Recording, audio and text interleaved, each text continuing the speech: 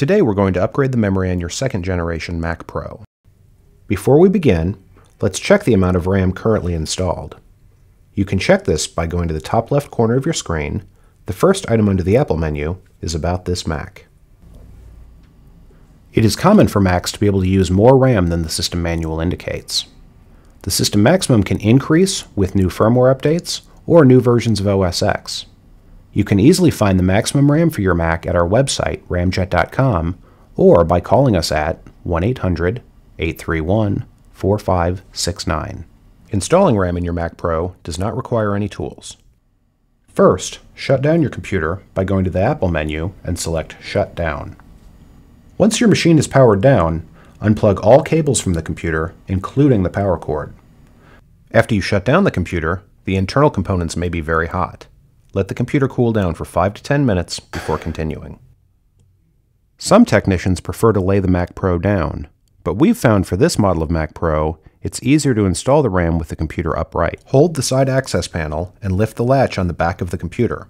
The edges of the access panel and the cage can be very sharp, so be careful when handling them. By doing this, you will be touching the metal case, and this will discharge any static electricity built up in your body.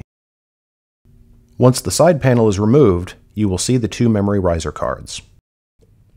Grip the memory riser card with the two finger holes. Pull it out of the memory cage and place the riser card on a clean, flat surface, DIMM side up. Note that the DIMMs have heat sinks on either side of the module. Do not remove these heat sinks. It could damage the memory. To remove the DIMMs, move the plastic ejectors on either side of the memory module by pushing them out to the side. Then gently remove the DIMMs from the slot.